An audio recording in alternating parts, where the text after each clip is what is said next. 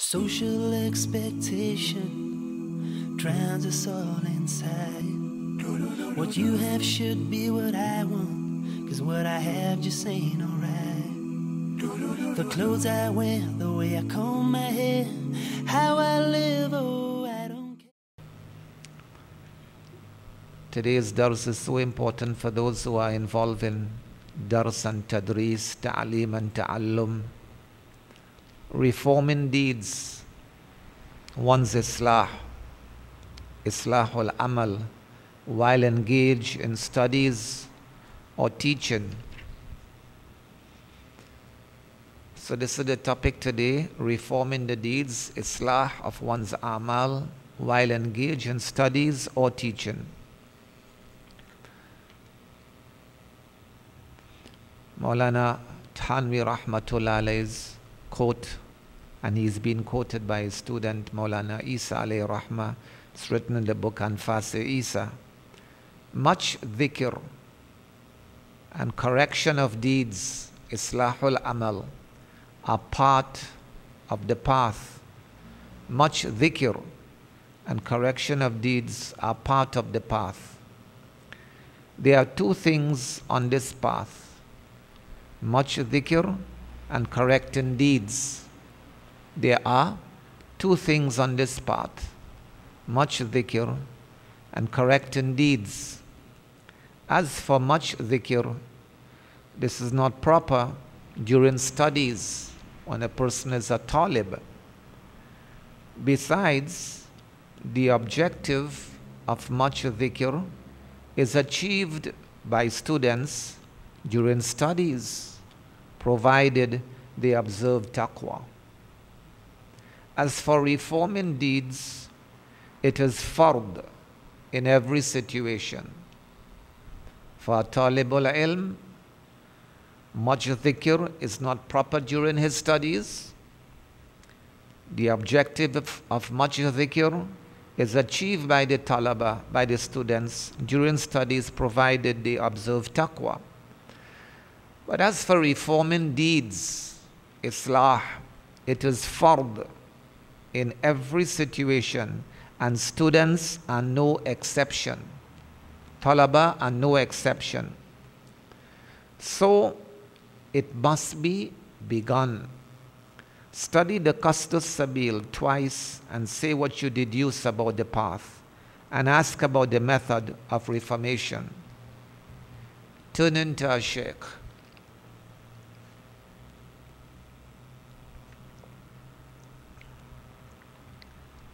The aim of taking Bayaat, swearing allegiance to a sheikh, is to gain two things. The first is much dhikr, which turns the mind always to Allah and causes the tongue to mention Him always. The second thing is Islah of oneself, Islah and correction of one's amal, deeds, which is to do the correct deeds, keep oneself away from sin, al-ma'siyah, keep away oneself from sin, disobedience, and every evil, and to observe every fard. This is the purpose, that one turns to a sheikh, takes bay'ah, because it is for correction of deeds. Besides much dhikr, the other one is correction of deeds, which is to keep oneself away from sin. This is what Islam means: keeping oneself away from sin, disobedience, and every evil, and to observe every fard. Not just every fard, but to observe every fard, wajib, sunnah, and mustahab. There's an inclination towards good deeds. These are the two things one gets on becoming a sheikh's disciple. These are the two things one gets on becoming a sheikh's disciple. I remember my principal, Bari Hazrat Rahmatullah Alayhi, used to say that don't leave out a mustahab thinking it is only a mustahab, because you don't know which deed and amal Allah is going to accept. And don't think that a sin is just a small sin, or it is makruh, or this, because you don't know which little sin it is Allah is going to take you to task for. So, much dhikr not proper. During student days, during the talaba days, much dhikr is not proper. Should one who is engaged in the pursuit of studies also pursue these two things after allegiance to a shaykh and taken bay'ah? Should he pursue both of them? The Maulana Thanwi alayhi rahmah wa nawwara Allahu marqadahu wa nafa'ana bi ulumihim amin does not recommend much dhikr at this stage. It is not suitable for a student, a talib, to engage in a regular routine of invocation and du'as and devotional exercises, but he should concentrate on his studies. Concentrate on his studies. The objective is achieved anyway. He will not be deprived of the benefits of much dhikr. He will achieve them during his pursuit of studies, provided he practices taqwa and sincerity. Taqwa and ikhlas. The former, which is zikr, is to refrain from sins of the eye. The former here, of course, going back to taqwa. What's the purpose of taqwa? Fear of Allah, piety. The former is to refrain from sins of the eye. That is what taqwa means. Piety, righteousness, fear of Allah means to refrain from sins of the eye, the ear, and the tongue, etc. And sincerity, ikhlas, means to study or to teach, dars and tadris, only for Allah's sake. The studies and teaching will then stand for much dhikr, and the purpose will be achieved. The studies and teaching will then stand for much dhikr, and the purpose will be achieved, provided that both are done with taqwa and ikhlas. But at the same time, the student, the talib, must make some dhikr. However, the student must not suppose that he need not make any dhikr whatsoever. What he is told to avoid is much dhikr, not dhikr itself. The principle is likulli maqamin maqal. That's the asl from the usul. Listen to the principle. Likulli maqamin maqal. There's a demand for every situation and every place. Likulli maqam maqal. There is a demand for every situation and every place. Students, talaba, have to engage in some dhikr and offer some nafil worship. A hadith of the Prophet ﷺ tells us, and what a beautiful hadith and saying of the Nabi ﷺ this is. And it is about the night, which is a great gift from Allah. It's about the night. He ﷺ said, Tadarusul ilmi sa'atam min al-layl khayrum min ihya'iha. Tadarusul ilmi sa'atam min al-layl khayrum min ihya'iha. Pursuit of knowledge, studies, research, mutala'a. Tadarusul ilm sa'atam min al-layl, for some portion of the night. Sa'atam min al-layl, for a part of the night, some portion of the night. Khayrum min ihya'iha, is better than keeping awake all night. It is better than ihya'ul layl, keeping awake all night. And this hadith comes from Sunan Darimi. If anyone offers the tahajjud all night, then it is better for him to do scholastic work for a little part of the night. Don't just do ibadat whole night. Do some studies too, some chapter of ilm. If anyone offers the tahajjud all night, then it is better for him to do some ilmi scholastic work for a little part of the night, provided he is sincere. The hadith does not say that he should never in his life offer the tahajjud and only engage in studies. The hadith doesn't say that. It doesn't say that he should never ever in his life offer tahajjud and only engage in studies. If that was implied, then the Sahaba and their successors, the Tabi'een and other religious men would never have offered voluntary worship, nafil, optional worship, but they were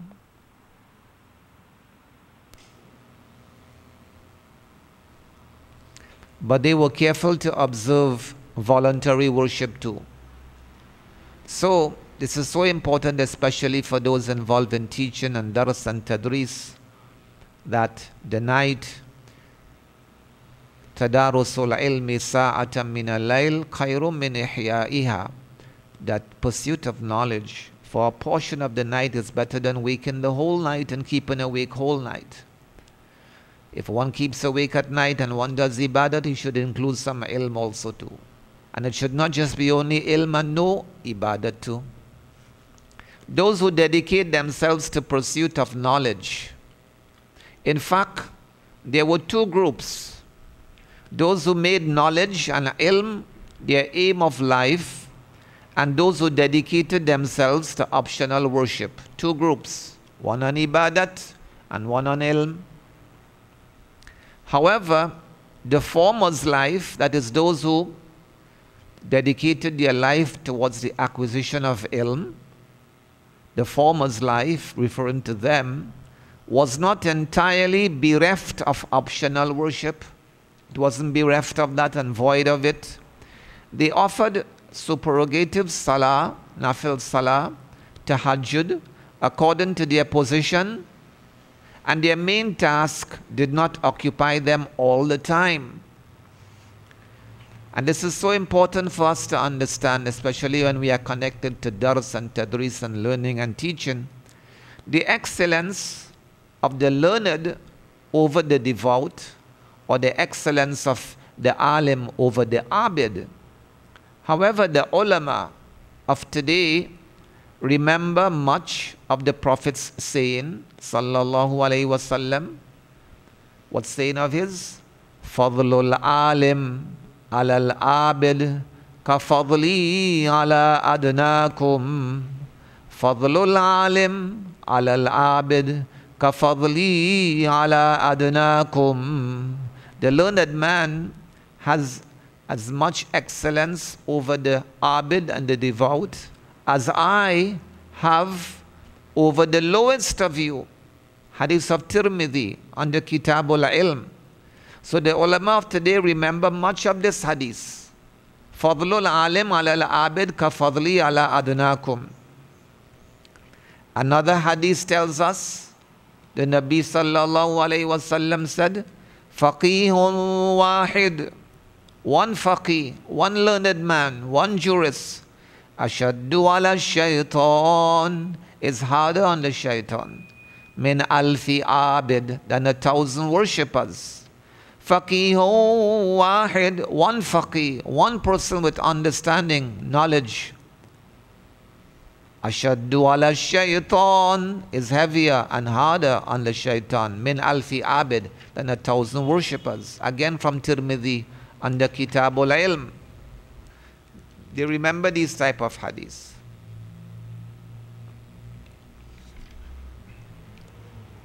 Fadlul alim ala al-abid ka fadli ala adnakum. Faqihun wahid ashaddu ala shaitan min alfi abid. So people like me, Mufti Taqi Usmani Damat Barakatum says, people like me remember very much such a hadith. We remember it. But we must remember also that the learned men or the scholars in these ahadith are those who observe some optional worship also. It's not just books and dars and tadris and no optional worship. They must remember that the learned men of scholars in these ahadith that the Prophet ﷺ spoke about are those who observe some optional worship also. And you know what? What's the other side of the coin? And the devout men, the abid that he's speaking about, the devout men are those who have not neglected learning at all. It works both ways. The devout men spoken about in the ahadith are those who have not neglected learning at all.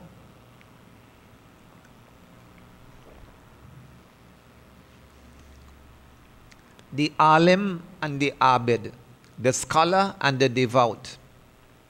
Allama Ibn Khaldun, rahmatullah alayhi, has explained this hadith in his Muqaddama. Ibn Khaldun, alayhi rahmah. Though he is known as a mu'arrikh, a historian, the famous Ibn Khaldun, as a mu'arrikh. So he has explained this hadith, though he is known as a historian and not as a devout, as an abid. He writes, the learned man, the alim in this hadith, is one who has made pursuit of knowledge, talabul ilm, his occupation day and night. Yet he is not without some worship. The devout man in the hadith, the abid, is he who is engaged in worship day and night, ibadat, day and night. But he is not without knowledge. For if such a man is without knowledge and just an abid and no ilm, then his worship is meaningless. His worship is meaningless, bidun ilm. And if a learned man, an alim, neglects some worship, then his knowledge makes no sense. Knowledge without practice, ilm, ala ilmu bidun amal, knowledge without amal, ilm without amal, and obedience is meaningless. Knowledge without practice and obedience is meaningless. Ma'adallah. Ibn Khaldun rahmatullah alayhi says further, if a learned man, a scholar, an alim, is fully occupied in pursuit of ilm and knowledge and pays no attention whatsoever to worship and to correct his manners and deeds, and if a devout man is occupied in worship and turns not to learning, and they are compared, then the devout man is more excellent than the learned. It's so very important. If a learned man, says Ibn Khaldun, is fully occupied in pursuit of ilm, knowledge, pays no attention whatsoever to worship and to correct his manners and deeds, and if an abid, a devout man, is occupied in worship and turns not to learning, just worship alone and turns not to learning, and they are compared, compare both of them, then the devout man, the abid, is more excellent than the learned. So we have to understand, the saying of the Prophet sallallahu alaihi wasallam, "Fadlul alim ala al-abid ka fadli ala adnakum." Hence, the devout man and the learned man in the hadith, both of them we can understand have something of each other in them. They have something of each other in them besides their main characteristics. Otherwise, even the devil had knowledge. Even the shaitan had knowledge. In the verses of the Quran, when Allah speaks about the Jannah, what does He say about it? It's a reward for whom? Jaza'an bima kanu ya'lamun? No. It's a jaza. Allah has granted this, and Allah has given them a jaza because of what they were knowing. Nowhere in the Quran you will find a verse like that. You will never find jaza'an bima kanu ya'lamun. You will find jaza'an bima kanu ya'malun. So even the shaitan had great knowledge. And in fact, it is so important for those with ilm to really get down into some dhikr and ibadat, otherwise it could be detrimental, ma'adallah. He was a great scholar, Ibn Khaldun. Hence, if a learned man does not pay attention to deeds and to keeping away from sin and is involved in pursuing his base desires, then his knowledge, his ilm is of no use. Bekar. The Quran says about him, A'udhu billahi minash shaitanir rajim, watlu alayhim naba alladhi ataynahu ayatina. واتلو عليهم نبأ الذي آتيناه آياتنا فانسلخ منها فأتبعه الشيطان فكان من الغاوين واتلو عليهم نبأ الذي آتيناه آياتنا فانسلخ منها فأتبعه الشيطان فكان من الغاوين. Recite to them, do the tilawat to them, the naba, the news, the tiding of him to whom we gave the knowledge of our revelations. Alladhi ataynahu ayatina. Our ayats came to him. To whom our ayats came means to whom we gave the ilm, the knowledge and understanding of our ayat and revelations. But fansalakha minha, but he withdrew himself from them. He withdrew himself from them. So what happened? Fa'atba'ahu shaitan. So shaitan followed him up to mislead him. Fakana min al-gawin, and he became one of the perverted. The gawin, which is gay, is opposite of rushd, those who are misguided. Such a scholar, such an alim, cannot have excellence over a devout man, even if the devout man has no ilm. Cannot have excellence over him. Rather, the latter, the devout man, the abid, is superior to the alim. Anyway, Maulana Thanwi rahmatullah alayhi said that they get from pursuit of knowledge that which is expected from much dhikr, when it is done properly with taqwa and ikhlas. But they must not neglect dhikr altogether. The much dhikr made by the devout will be represented for the scholar, the alim, in his studies and teachings and scholarly work once it is done with ikhlas and taqwa. You get the objective from little. My father, Maulana Mufti Muhammad Shafi, Rahmatullah alayhi wa nawwarallahu marqadahu wa nafana bi ulumihim ameen, once wrote to Maulana Thanwi Rahmatullah alayhi. Mufti Shafi is writing to Maulana Thanwi that he spent his days and nights in filling up pages upon pages while he saw the men in Maulana's khanqa occupied deeply in dhikr and other devotional exercises, which he was deprived of except for a little practice. So he's feeling how he's seen the men in Maulana's khanqa with so much of dhikr and devotional exercises, and he is deprived of that. He just does a little of it. The Maulana answered that the result that they get from much in my khanqa was received by him, my father, in his little effort of zikr and ibadat. For the elders, the akabir, they have said, Kullu muti'in lillah fahuwa dhakir qawlul mashayikh, qawlul akabir. Isn't it so, Mujahid? Kullu muti'in lillah, every muti, everyone who is obedient to Allah, fahuwa dhakir, he is a dhakir. So obedience is zikr. Kullu muti'in lillah fahuwa dhakir.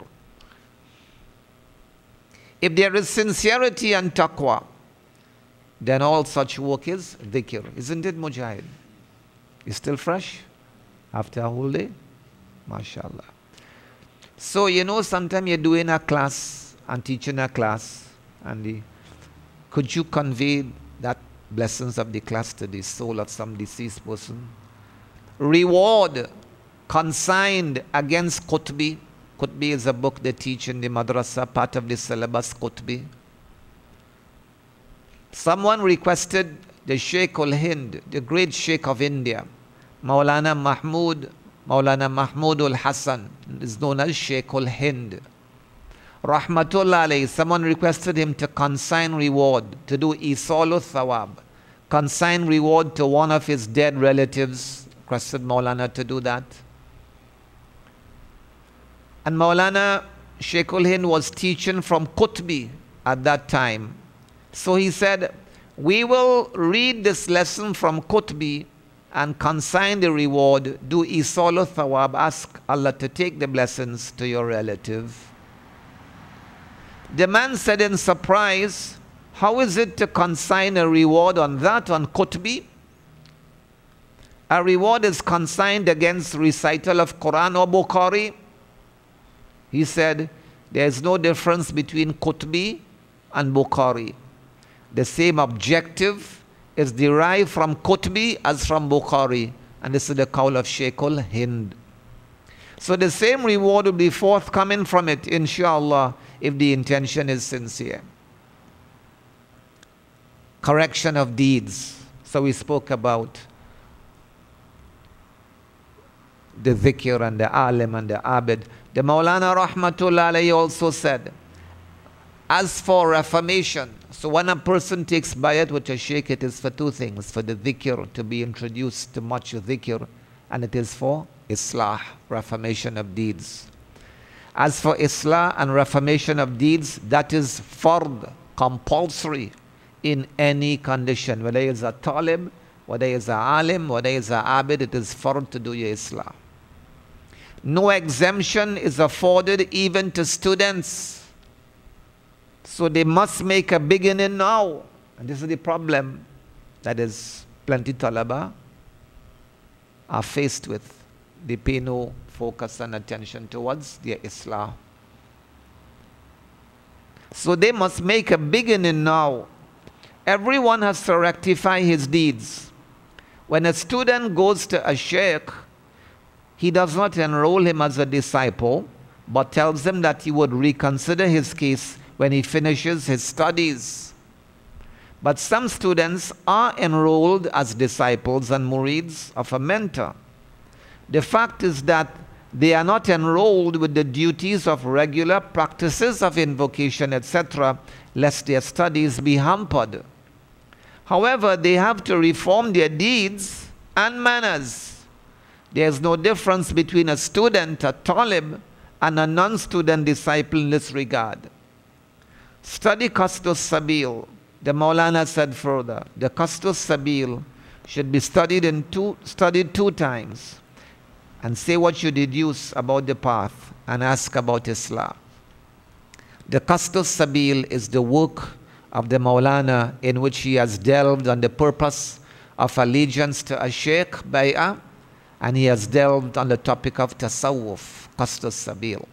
Some Persian and Arabic words are found in this work, making it difficult for the common reader. My respected father revised it into simple language under the title of Tasheelu Qasdus Sabil. The Maulana suggested that this work should be perused twice so that students get it well into their mind. They should keep their sheikh informed of their progress and their action thereon, and seek his advice and further action. Correction through letters. Allah had enabled Maulana Tanwi Rahmatullah alayhi to make revision in custom.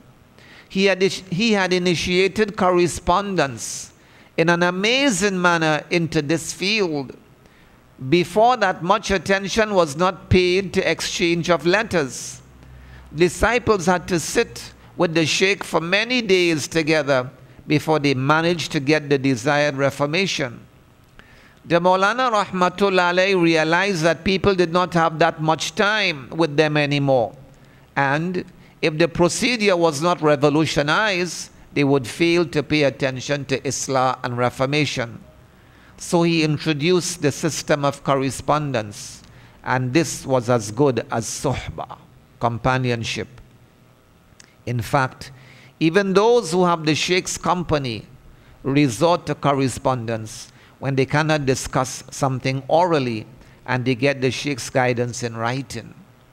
They act on that later on. There is much blessing in that.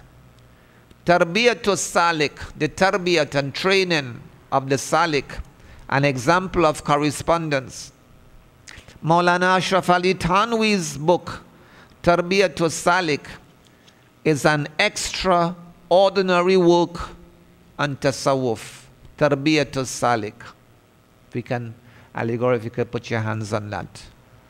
Maulana Ashraf Ali Thanwi's book, Tarbiyatul Salik, is an extraordinary work on tasawwuf. It is a collection of letters from people of different walks of life about their feelings and conditions, and the Maulana's guidance on that. We cannot really give it a fair esteem. Only those who encounter this experience value it, and they know the gem that is found therein. The Maulana made a distinction between the real and the fake. Allah had given the Maulana, Rahmatullah alayhi, Maulana Thanwi, Allah has blessed him. Allah had given him a deep, deep understanding of religion, tasawwuf, sharia, and tariqah. That's why it is the qawl of many ulama that he was the mujaddid of the century. There's a hadith of the Prophet sallallahu alaihi wasallam from it's in Abu Dawood. The Rasul sallallahu alaihi wasallam said, "Inna Allah yab'asu fi hadhihi al-ummah ala ra'si kulli miyati sanatin may yujaddidu hadha ad-din." Aw kama qala sallallahu alaihi wasallam. At every 100 years Allah sends one to do some tajdeed and to revive this deen. And the qawl is that Maulana was the mujaddid. Allahu alam bis sawab. Allah had given Maulana a deep understanding of religion, tasawwuf, sharia, fatwa, tariqah. These letters are very useful, and Allah has placed much blessing therein in the book Tarbiyatul Salik. May Allah show us His mercy and guide us to act on these teachings. Ameen. Wa akhiru da'wana and alhamdulillahi rabbil alameen. Subhanallah wa bihamdihi. Subhanakallahumma wa bihamdik. Nashhadu wa la ilaha illa anta. Nastaghfiruk wa natubu ilayk. Subhana rabbika rabbil izzati amma yasifun. Wassalamun ala al-mursaleen. Walhamdulillahi rabbil alameen. Social expectation drowns us all inside. What you have should be what I want, 'cause what I have just ain't alright. The clothes I wear, the way I comb my hair, how I live, oh I don't care. This is who I am, this is me. Nothing, everything, can't you see?